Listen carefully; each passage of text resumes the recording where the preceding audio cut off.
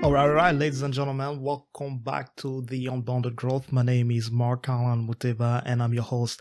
So excited to be back here after a few weeks. I know we've been really trying hard with Adam to get together, and the last 2 weeks we've tried so hard to get together, but it was impossible. As some of you heard that Adam lost his grandmother, and if you do not know, if you know Adam, you know how impactful that woman was for his life. But if you do not know him, his grandmother had the greatest influence on his father, and his father passed out that influence to him, and which has made Adam the man that he is today. And he actually dedicated his dissertation or proposal to his grandmother who passed away last week, and we are keeping him in our thoughts and prayers. And as you know, Adam and I have had a very challenging summer, but nonetheless, we've also had some amazing and great stuff happening. For instance, I graduated with my MBA finally. Finally, school is out of my way, and I took an unexpected break because I was facing up some PTSD. I call it post-traumatic school disorder. It's the feeling of not wanting to do anything at all after you graduate, just being relieved after 2 years of family, work, school, and trying to combine all that. Definitely took a toll on me at the end here, and I took a much needed break from all except from family, of course. Spending all my time with family, my son has been one of the most amazing things.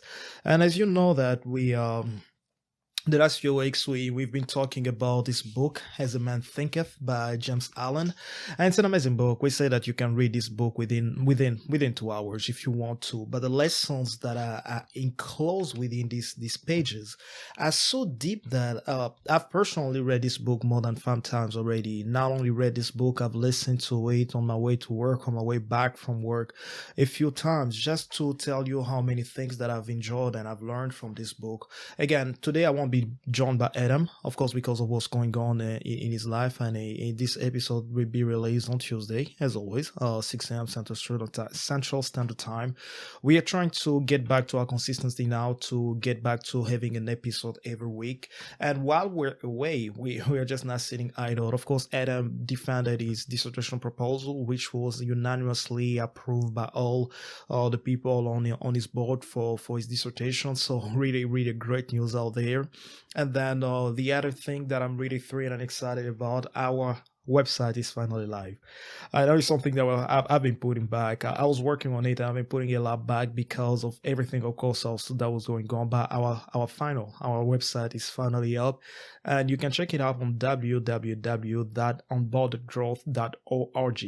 Again, the new link to our website is www.unboundedgrowth.org. So a few things that will be happening on the website. So there you will find all our episodes, all our past episode, our current episode. Of course, you can still find them on your podcasting platform like Google platform. I do listen, not Google platform, but Google Podcasts. I do use Google Podcasts, of course, having an Android.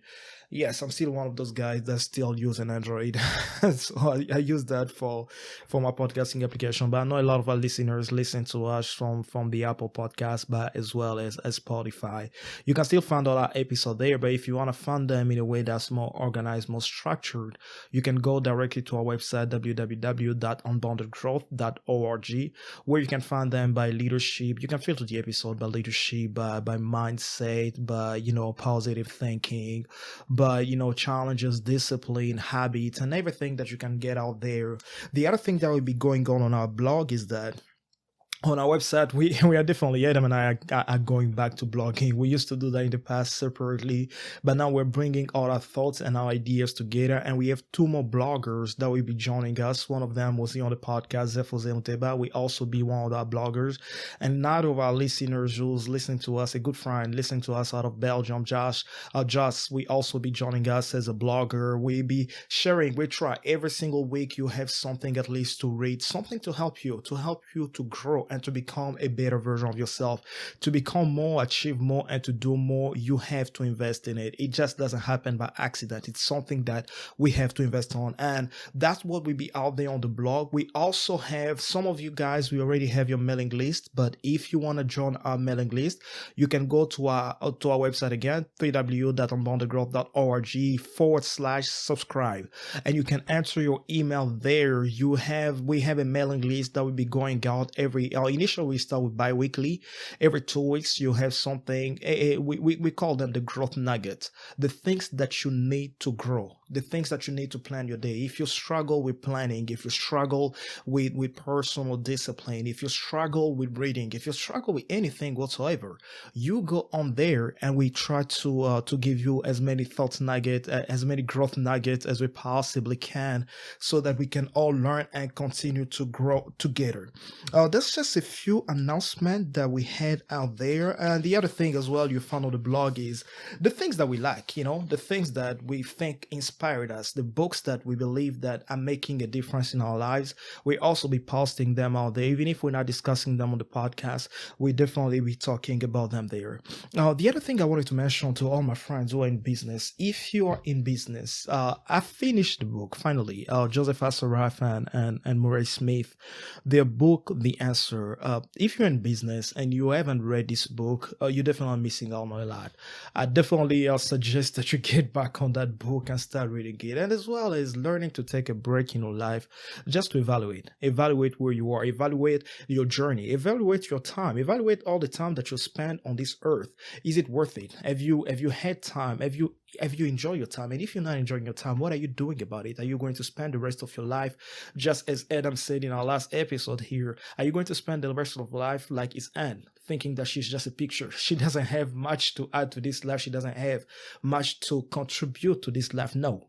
We know that you're on this podcast and you're listening to this podcast because you want to change.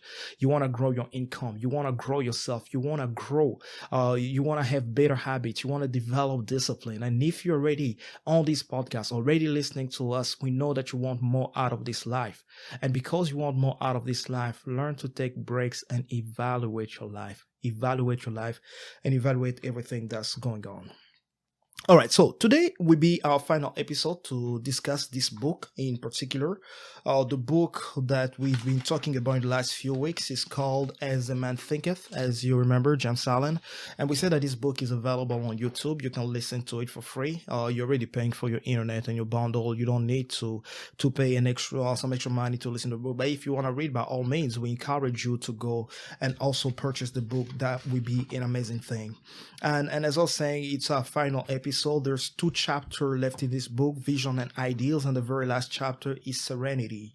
And the question that I want to pose this week, the question that I want to ask you, what is your anchor? So I graduated from Texas A&M Corpus Christi campus, and I had to drive about 6 hours down there for my graduation. And before I came back, my brother Christian, who was really a big fan of history and likes to learn about things and the stuff, how they've impacted our lives in the years and things that they've done, he said, let's go visit the Lexington. I didn't even know that the Lexington was in Corpus Christi. If you do not know the story about Lexington is one of those ships that was used in World War II, and we've never been on a battleship before, so we went out there, and the first thing that struck me was the amount of waves that were beating on that boat, and I was not safe. I was like, this boat is, I was not feeling safe. This boat has been out there since 1945 or something like that, and it's being tossed by all this wave. And the first thought that came to my mind is like, well, what if this boat start moving and we can go back on shore and the engine won't come back on? It kind of really made me think a little bit about it. Of course, they've taken all the precautions to avoid that. It's a tourist boat, but as I was on that boat, talking to the people, to the veterans, thank you for your service, that were there, they told me that, well, the boat is well anchored. And it made me think, what? So as long as the anchors are down, this boat is not going to move from here. So they started explaining to me the whole anchoring system and how it was working and the things that were helping the boat not to move, regardless of how many waves were being tossed at it. And Corpus Christi is right by the ocean. And sometimes the ocean rises. Sometimes they have storms. Sometimes they have weird things that happen there, but the boat does not move. And it made me realize that so is our lives. Sometimes things are great. Sometimes it's a sunny summer, like in Texas, where we spent 2 weeks above 3 digit, above 100 degrees. And sometimes winter. Sometimes really cold. Sometimes we have some very bad storm down here.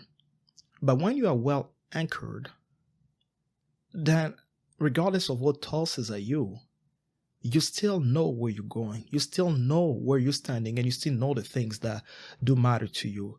So I started thinking about this question, and the question that I'm asking today to you is our question of the week. What is your anchor? As we're concluding on this book, I'll share a little bit about my anchor, about what keeps me grounded, regardless of what comes to my life. Because here's the reality. Live long enough, you will face some difficulties. It doesn't matter how well your life is planned. It doesn't matter how structured you are, how disciplined you are, how organized you are. It doesn't matter.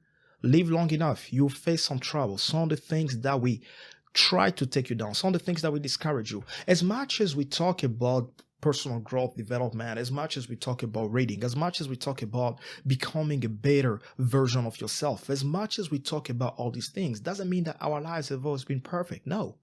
We face issues. There are days I wake up and I don't have the courage or strength to read. There are days I wake up. I've spent days without reading, at least not a book. I'll read my Bible. That's something at least I try to do every day. And every morning I have a devotion that I read. But some days I'm like, I need to be reading books the way I used to read them. I used to read a book a week, and I haven't been able to do that this year.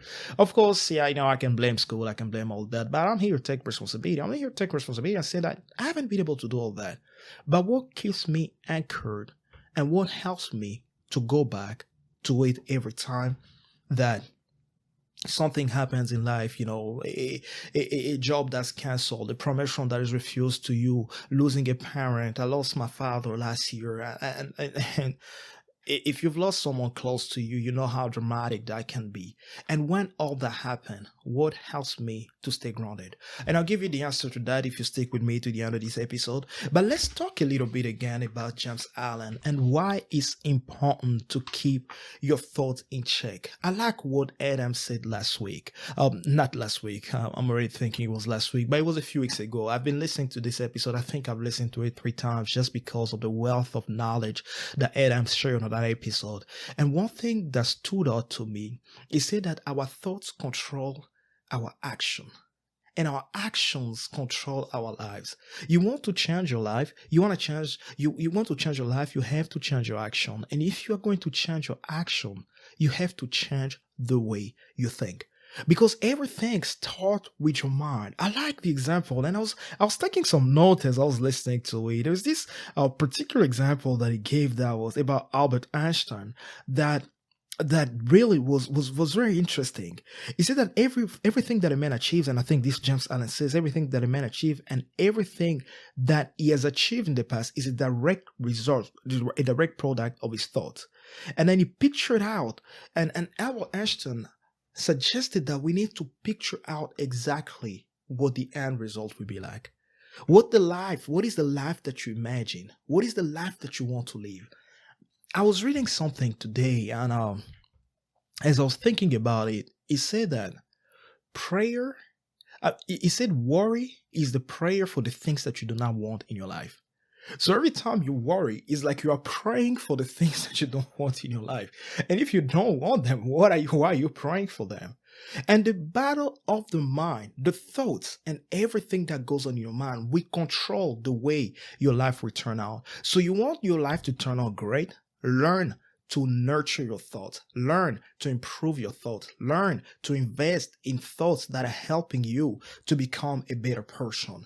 So I'll give you my thoughts on this book as we are concluding on it, and the things that I agree with, and maybe some of the stuff that I don't necessarily agree with. But I'm not here to make a whole debate about this. And again, as you listen to us, there are certain things that we will say that you agree with. There are certain things that we will say that you don't agree with. And a man said that if you agree with everything that you've read in a book, you've probably haven't read enough. The only book I probably agree with on everything is the Bible. That's the only book that I agree on with everything that is being said in there. And I learn every day from the Word of God. I believe that's the Word of God. And you don't have to agree with me. All right, that's just me. That's just the way I do things. But again, I'll give you my thoughts on this book and what I really think about it. The one thing that I want to say before I'll dive into the last two chapters, and the last chapter is pretty much on serenity, how to keep your mind calm, and why that's important. Why it's important to keep your mind calm. My father used to tell me, regardless of what happens in my life, never to panic. He told me that whenever you panic, you start making wrong decisions. Whenever you panic, you start making decisions that you regret. He told me that never to take decisions when I'm too excited. He said when you're too excited, you probably make decisions that are not right. When you're too excited, you probably say things that you shouldn't have said. When you're too excited, he taught me to learn to remain calm when I'm in trouble or when I'm too excited, and to only make decisions when I've had enough time to ponder over those decisions and over those thoughts. And that's why I believe nurturing good thoughts is important. Because when times of calamity come, when times of difficulty come, or when times of excitement come, you know how to make decision because the pattern of your thoughts have been positive. The pattern of your thoughts have been kept the right way. The pattern of the thoughts have been improved and nurtured. Now, the good thing about this book, the greatest things about this book, it helps you discover the power that lies within your thoughts. That's the one thing undeniably that we can get all from this book. The power of your thought. Whether you're Christian, you're not a Christian, whether you're religious, you're not religious, whether you believe or you don't believe in anything at all. The reality is we all think. And positive thoughts will never produce a negative life. That's just a reality. But the way we define positive thoughts may differ. What I define as being positive, as I told you, one of the things that I dwell on a lot is the Bible, is the Word of God.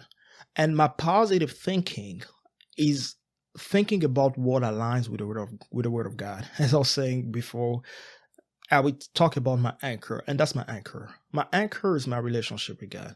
So regardless of the things, my relationship with Jesus, regardless of things that happen to me, regardless of what comes to me, I'm always anchored in the Lord, and I know that I won't be moved because of my relationship with Him, because of the things that I've learned about the Word of God, because of the things that I've learned about the Lord Jesus. That's my anchor. But you probably have a different anchor. Some people have their anchor in their family. Some people have anchor in the world. Some people have anchors in politics, which I don't recommend. If you're going to have an anchor, definitely do not have them as politicians. I mean, you have the free choice of having whoever you want as your anchor. But this is my anchor, something that's bigger than me, someone that's bigger than me, someone who transcends everything. When I read the Bible, the stories that have happened not millions, but thousands of years ago, and I still see that the same God in Genesis is the same God in Revelation, it gives me hope that it's the same God that is also in my life. And the thing that now James Allen doesn't talk about a lot in this book, and this is the reason why we are going to be starting this next book here. And I wanted to start it today, but I want to start it with Adam. So I'm not going to start this book today. Hopefully, next time that we meet, Adam will be here, so we can all dive in and talk about this book. And the book is Winning the War in Your Mind. Now, it's all good when we tell you, you gotta think positive, you gotta have great thoughts of good health, thoughts of this and that. But it might be easy for us because we've been through this journey, because someone taught us how to do it, because maybe 10, 15 years ago we had a particular encounter. My encounter with Lord Jesus was 15 years ago, and that encounter alone changed my entire life, changed the way I think about life, changed the way I approach life, changed the way I perceive problems, difficulties, setbacks, and everything like that. It changed completely the way I imagine things in this life. But If you're just getting started and probably you've never had a pattern of strong positive thought, the question may be daunting. How do I get rid of this negative thoughts? And this is why we're here on Bounded Growth. This is why we do what we do. And you know that here we try to enrich your lives, to ignite your mind, to inspire your growth through knowledge and action. Yes, there's the part of knowledge. There's the part that you gotta know certain things, but there's also the part where you have to take action. And this book here by Pastor Craig Rochelle, we walk us through that. How do you take action on the things that you've already know about? You already know that you need to keep your thoughts positive. You already know that your thought matters. You already know that it's important to take an audit of your thought. But how do you go about working on your thought? And these are the things that we start reviewing in this book. This book is amazing. I remember when I read this book a few years ago. I think it came out, I can't remember, maybe late 2020 or early 2021. And I was thinking about this, and I watched the whole sermon series. And where is giving you little things like do a thought audit, right? Think about what you think about. This is, I think we've talked about this in this episode. The great things about the human mind is that God has given us the ability to think about what we think about. You can be thinking about something and you go on a two-dimensional thoughts kind of level, talking programming languages here or mathematics, and you start thinking about, is what I'm thinking about the right thing that I should be thinking about? All right, back to the book. Visions and ideals. James Allen says that he who cherishes a beautiful vision, a lofty ideal in his heart, will one day realize it. As long as you keep a clear vision, and I want to insist on that, a clear vision of what you want out of this life, you have more chances of achieving that than a person who does not. And the reason why I say you have more chances of achieving that, I just don't believe that everything a man think he can do, he will be able to do it. And I'll tell you why I don't think that applies all the time. It doesn't apply because my dad passed away when he was 69. And as much as he was a positive thinker, as much as he was a great thinker, I don't think he would have thought his way into the NBA. My dad was 5'7", 5'6", 5'7". And I don't think as much as he would have had positive and great and amazing thought, he would have made it to the NBA at the age of 69 or past 69 if he had lived longer. And that's why I just don't think that everything you think positive will come to pass. No, I don't believe that. But I believe that positive thought will help you achieve more than negative thought will do. And that's just a reality. Positive thought will help you achieve more than what negative thought will do. Because the question I asked you last time, and I'm about to ask this question again, what benefits have negative thoughts in your life? What benefit have they? If they are not of any benefits to you, why are you keeping them? If they're not helping you to get where you want to go, let's say you wake up in the morning and you are worried. You are worried that your car will be towed. You are worried that you're not going to pass your exam. You are worried that your spouse will leave you. You are worried that your kids will get into trouble. You are worried about all those stuff. How does that help you?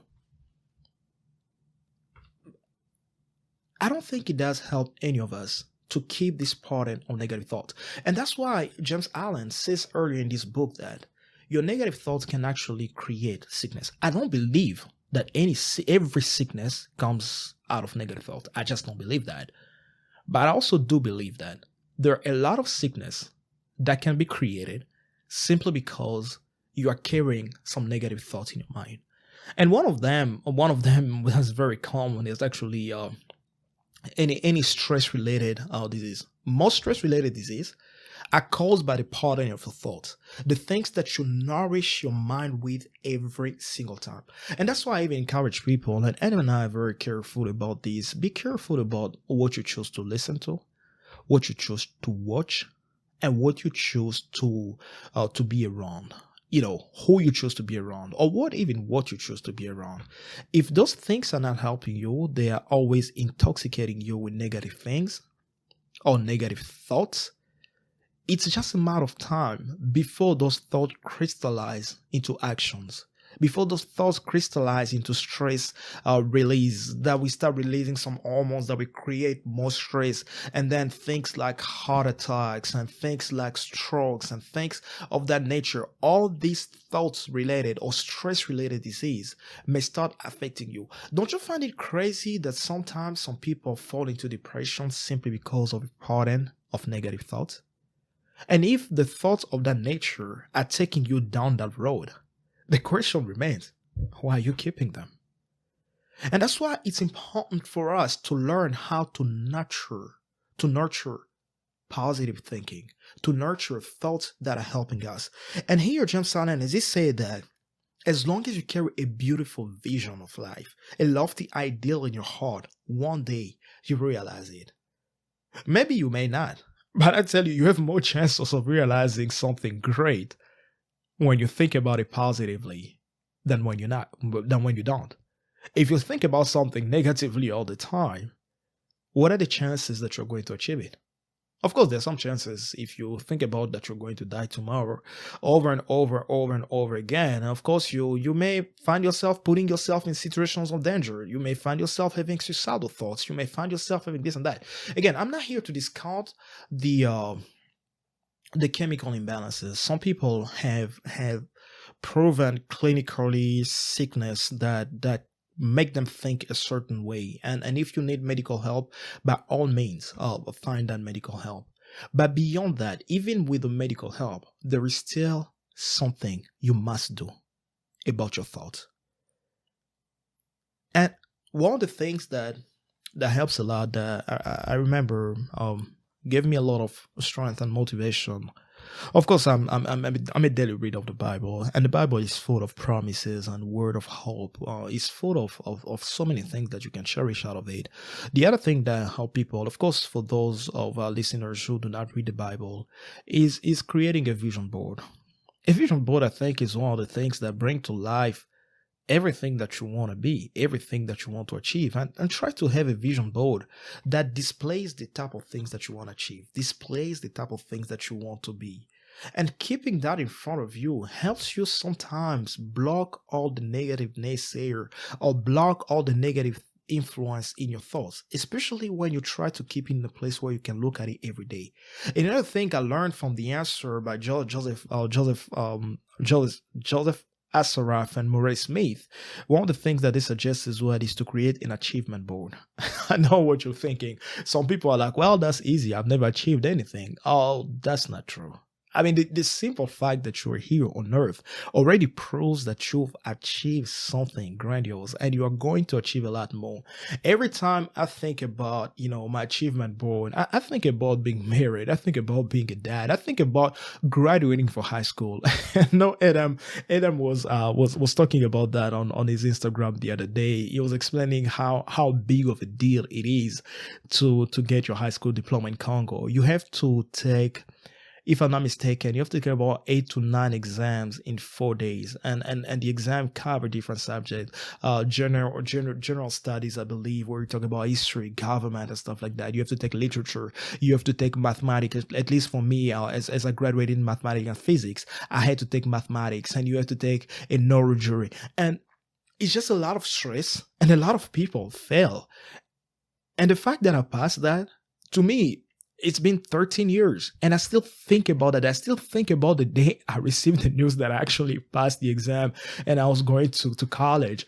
And it's one of the most exciting feelings I have. And every time that I feel down, every time I feel like something is not working, every time I feel like, man, it feels like I've never achieved anything, I look back at it. Now on my achievement board, I'm adding my master's degree. Think about someone who never thought he was going to graduate out of high school, now has a master's degree.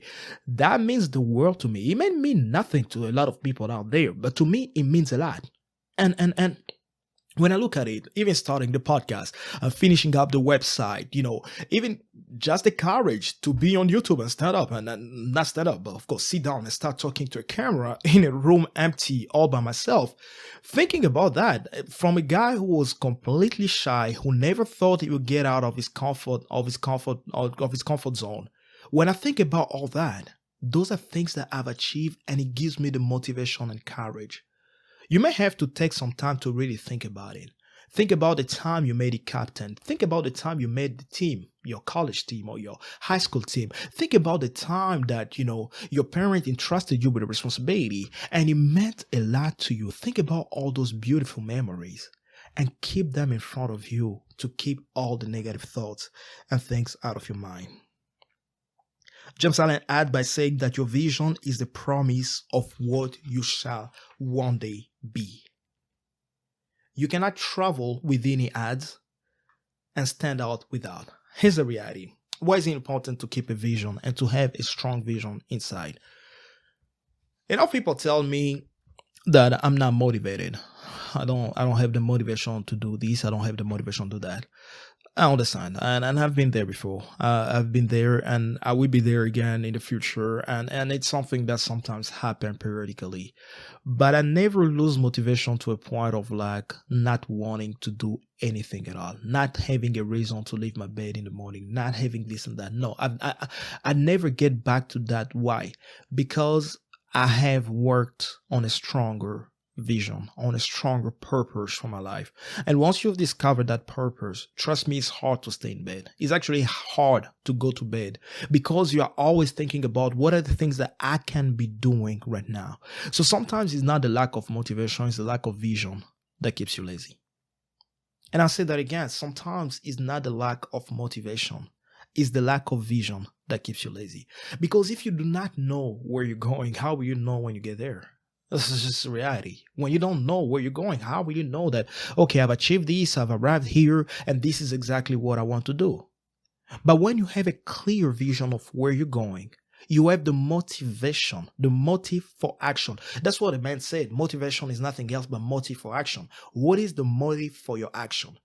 And that's what motivation is. And if you don't have a strong motive for your action, then it's easy to fall into the despair. It's easy to fall into the everyday, I don't want to do this, I don't want to do that, I don't want to do this. But when your vision is grand, when your vision is strong, and a grand vision doesn't mean that you want to change the whole world. A grand vision may just be finishing up your homework tomorrow. A grand vision may just be like graduating, getting your PhD. A grand vision may be building a school for the orphans around the world. In Congo particularly, I'm from the Congo, and we've been working with Adam to help the kids out there, and I'll talk a little bit more about it at the end of the podcast on how now you can easily donate now on our website. You just go to that www.unboundedgrowth.org/donate, and you can easily donate to us now, and all the funds that we get here goes toward the education, goes to our funding the education of the future leaders around the world, in Congo, minorities in America, publishing, furnishing schools with libraries and books and things of that nature. But having a grand vision will help you stay motivated. And James Allen says that, and I think this is one statement I always remember from this book: you cannot travel within and stand still without. There is no way a strong vision can be burning deep inside of you, and on the outside you're not doing anything about it. A strong vision will keep you motivated. A strong vision will make you want to do things. A strong vision will make you want to achieve things. I remember one time when I'd been in college, my first 2 semesters, I was a 4.0 GPA student. And then, I started falling into the homework, started falling behind. I started dropping from A's to B's, and at some point I was like, oh my God. And then I remember when I was at UTA, out the University of Texas, Arlington, where I got my bachelor's degree from. At some point, I thought I was going to be kicked out of the program because my grades were not up there. I was struggling a lot. And one day I started thinking, man, I can still become a 4.0 GPA. I can still go back to the person I was. And because I wanted it so bad to get a 4.0 GPA this particular semester, I started creating methodologies around how I was going to study, how I was going to organize my time, the things that I had to cut off. I remember I spent like 5-6 months without watching a single movie, simply because I was so focused on getting these grades. I was so focused on getting my grades up. And for 2 semesters straight, I remember I took 9 classes in my last 2 semesters. And on my 8 classes, I had A's in every single one of those classes. When the vision becomes stronger, you have a bigger motive for your actions. And now you start doing the things that you're supposed to do because the motive for your action, which is motivation, is there. The motivation is there when the vision is grand. And then he also finished up by saying here, you become as small as your controlling desires, as great as your dominant aspiration. Desires and aspiration. Two reality sitting on different side of one coin. On one side you have your desires, on the other side you have your aspirations. Your desires sometimes are the things that keep you financially broke. And it's just a reality. If you cannot tame your desire, if you cannot control your desire, then you think that everything you desire you need. But that's not the reality. Sometimes you don't need what you want. Sometimes it's just something that you think is cool. Sometimes, you know the real story, sometimes it's something that you don't think is important. You know the little story about the boy that wanted a red bike for Christmas? So the story goes that there's this boy that wanted a red bike for Christmas. He prayed for the red bike. He fasted for the red bike. Every time he went in prayers, he asked God for a red bike. And then he got the red bike. And 2 months, man, not even 2 months, I think 2 weeks into having the red bike, he started asking God for something else. He started asking his parents for something else. And his parents kept on reminding him, you bothered us for a whole year wanting a red bike. Now that you have a red bike, you don't want it anymore. And that's the difference between the things that you want and the things that you need. Sometimes our desires stop us from achieving the things that we are trying to achieve. Sometimes our desires stop us from becoming the people that we want to become. Sometimes our desires are the biggest roadblocking that we have in front of us, our own desires. And we need to learn to tame our desires, but to feed our aspirations, to feed the things that we can do better, to feed the things that we want to achieve, the things where we want, to feed our minds and the things where we want to go in life. And I like this last statement here. He said that in all human affairs, there are efforts and there are results. And the strength of the effort is measured by the result. Oh, wow. This is just beautiful. The strength of your effort is measured by your result. Don't tell me how hard you're working. Don't tell me how hard you're trying. Show me. The only way I know that you're really working hard, the only way that I know that your results will really show up is when I see the results. The only way I know that you are really putting in the effort is when I see the results. And most of us, we want to be rewarded because of the effort. Yes, I'm not saying that we should discard the effort altogether. No. But most of the times, the result of what we produce in life, whether we want it or not, whether we like it or not, is in direct proportion with the amount of effort that we put in. But of course, you go on and you start thinking about working hard versus working smart. Right? At some point, of course, if you're just putting in effort without improving your way of doing things, you start receiving, I think it's called the law of diminishing returns. It's like when you invest more, but the returns are no longer matching the investment. It's like, let's say for $5, you're getting five gallons of water. For $10, you're getting 10 gallons of water. But then when you get to 15, for every dollar that is added, you're no longer getting a gallon, but you're getting half a gallon. That becomes a law of diminishing returns. But for the most part, the more effort you put into something, the more you receive out of it. And it works for relationships as well. If you want to have a good relationship, a stable family, you gotta put in the work. It doesn't come. Yes, it doesn't come by accident. A great relationship, a stable family, a great financial life, all those things do not happen by accident. You have to put in the work. So if those things that you're desiring, if those are the things that you want to achieve, make sure that you're putting the work in. Now, the last chapter here, it talks about serenity. Serenity, how to remain calm. And this is where I'll circle back and talk about the anchor. And I was saying here at the beginning, what is my anchor? That's the question that I always ask myself when life throws a curveball at you. And it happens. It happens all the time. It happens. I remember um, my son when he was born on April 3rd. And 2 weeks later, we were in the hospital with him. We spent the whole week in the hospital. And sometimes you think, what did I do wrong for this to happen? People tell you kids get sick all the time. Yes, they do get sick until it's your kid. Then you feel you lose all your strength. Sometimes you do not even know what to do. Sometimes you are lost for words. You don't know exactly what is wrong with them. And then as soon as we get out of the hospital, I lose my father. Like a week or 2 weeks after we get out of the hospital with my son, I lose my father. And I lost people before, but I don't think I ever lost anybody that was that close to me. The last person that I've lost that was that close to me was one of my uncle. His name was John. And I remember how bad that felt, but losing my father. And the last time I talked to dad was when I was in the hospital with my son. The last time that I talked to him on the phone, we used to chat and all that. I felt torn apart. But then when life is throwing curveball at you, what's your anchor?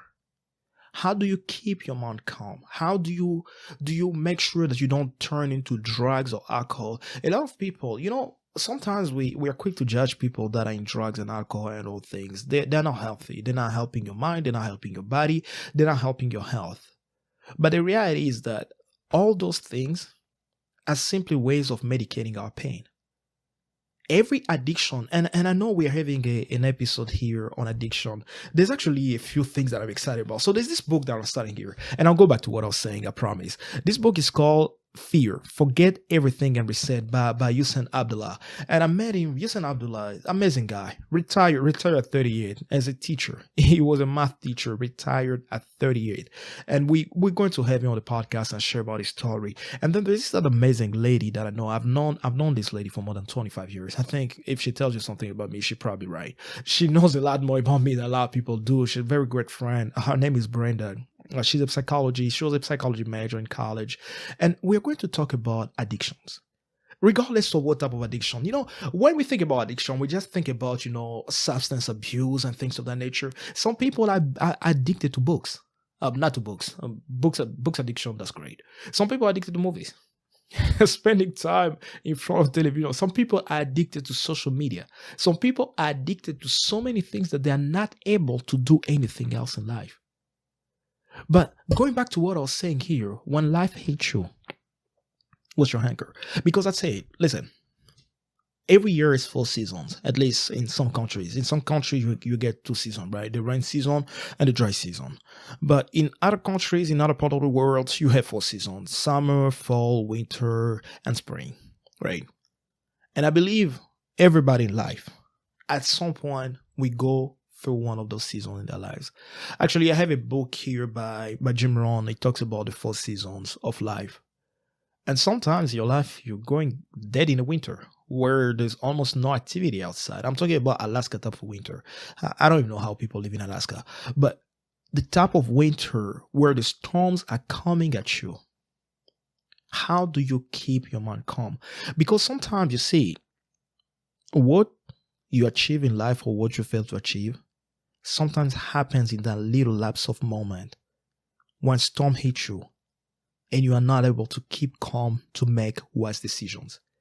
And if you make the wrong decision and a series of wrong decisions after that, you have the type of life that you never wanted to have. You have the type of life that you never desired to have.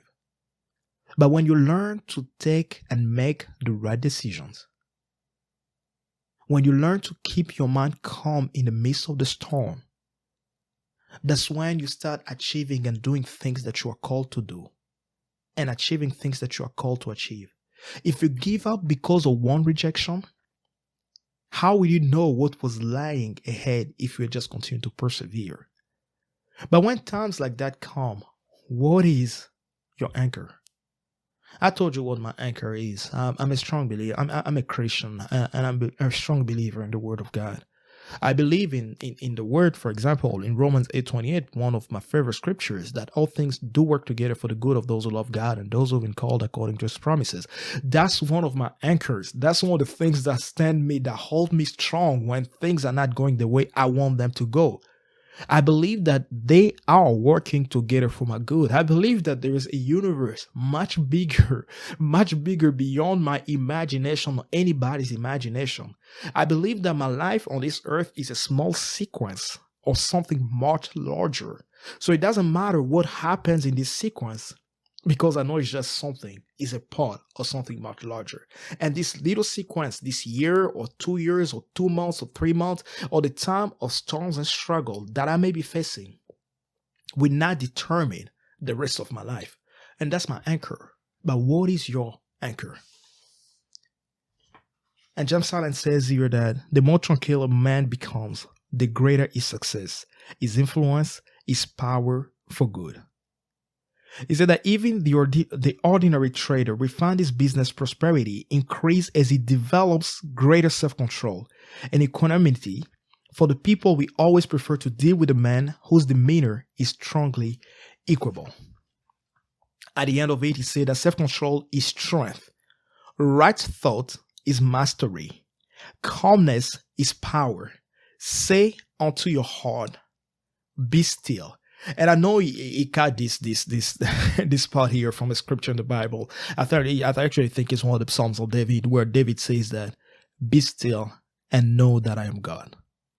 And I always lack that type of insurance in my personal life, in my personal work with God, in my personal relationship with the Lord Jesus, in my personal, every time I'm hard pressed with life and things are happening left to right. There's one thing I always try to remember. Be still and know that I'm God.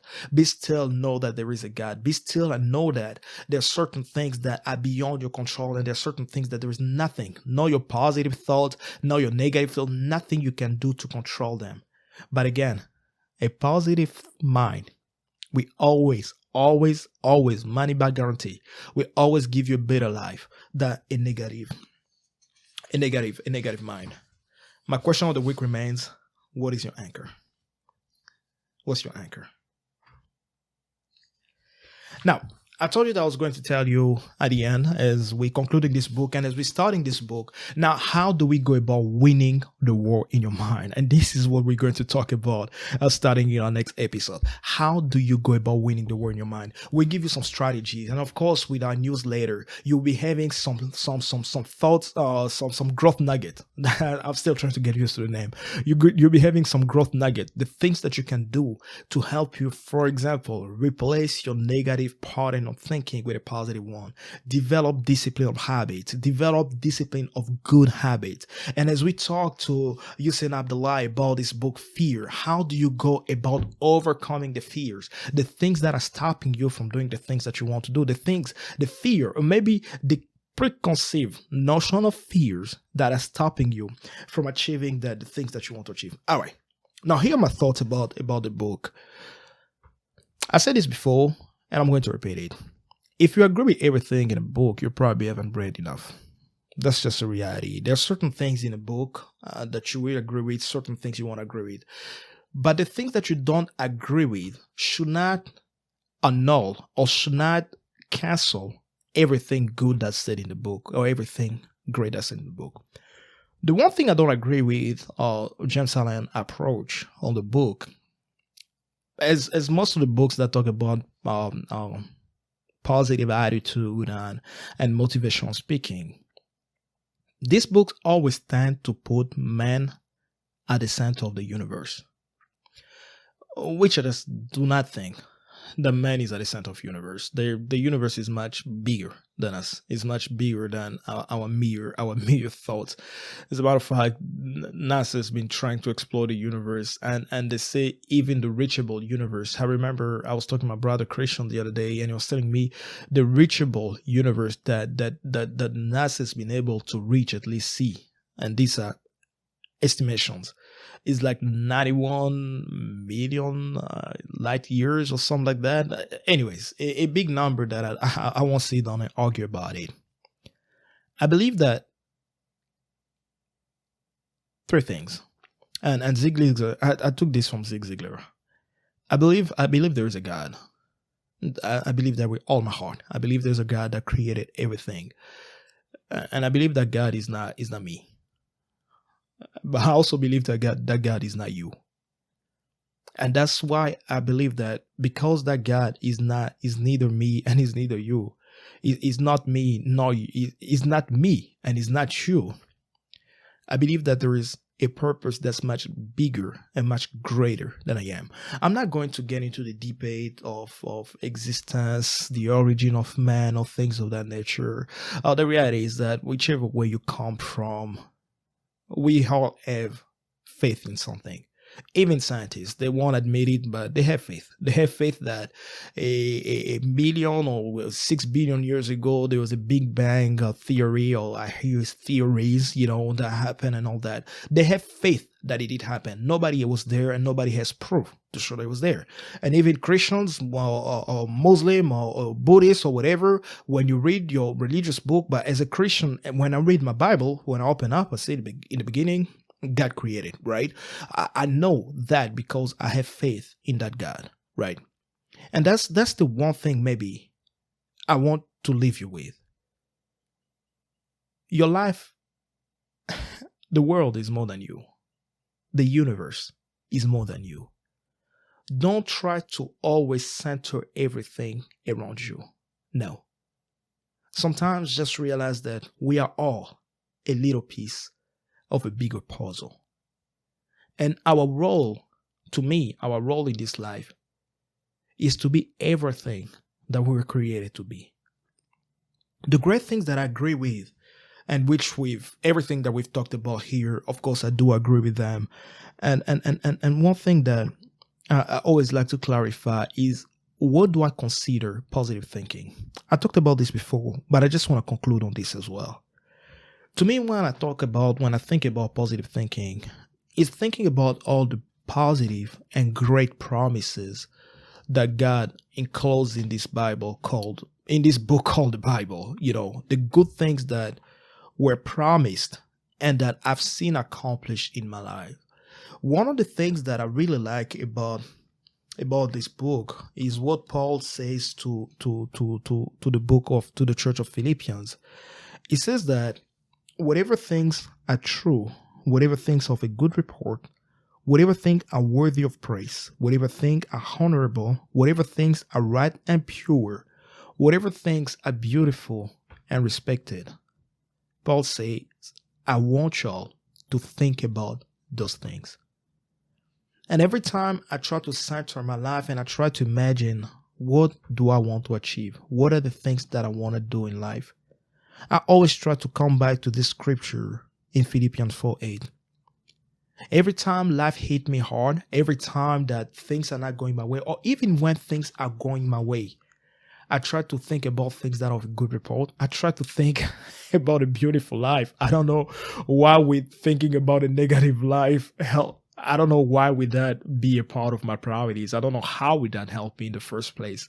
I try to envision a great life ahead. I try to envision my child being always healthy. I try to envision staying in a healthy marriage all the time. I try to envision keeping a strong relationship with the Lord. I try to envision my life being continually balanced. I try to think about myself not being stressed. I try to think about myself always pursuing things and achieving the things that I set my mind to achieve. I try to think about the things that I can do in this life to leave a positive impact, a positive legacy. I try to think like Mother Teresa or Martin Luther King. I try to think about, yes, we can, like Barack Obama. I try to think about a country where people are equal. I try to think about the things that are great and the things that I can achieve, because that's what I believe. And that's what helps me. Because the rest of it, thinking about anger and poverty, thinking about wars and how to destroy other people, thinking about jealousy and things of that nature, doesn't help me anything, anyhow. All right, so it's with that I will be concluding today. As you know, our website is operational. Again, if you want to get on our mailing list, you can subscribe at www.unboundedgrowth.com. unboundedgrowth.org/subscribe /subscribe. You can get on our mailing list to always stay up to date with our latest episode. And as we are getting again, we are still trying to arrange a place. We are looking for a good recording place where we can have some of our guests like Hussein Abdullah and just talk with him. He's a real estate investor. Talk to him about real estate and things of that nature. Now we promise to bring out my mentor and my friend Tyson Bounty. Talk about how to navigate corporate America, how to always be ahead of the change that is coming to you. Talk about one of my good friend and good mentors, Advertis McGill, who went from being a refugee in Africa, running from the war in Liberia, to today being being a VP of a great company here in the DFW Metroplex. How did those people achieve it? How did they achieve it? And if they did, we believe that you can. And yes, together we can, and together we will. Again, check out our website. Give us our thought, www.unboundedgrowth.org. Again, if you want to donate, just add a /donate, and there's a donate button if you're accessing it from your computer. Go learn about us, learn about our story, learn about what we are doing this, and we'll be excited to see you. Please send your messages of condolences to Adam and his family. Keep him in your prayers as they're going through this tough transition, that God may give them strength. We love you, and I'll see you next time, and hopefully I'll be here with Adam. God bless you and have an amazing remainder of your week.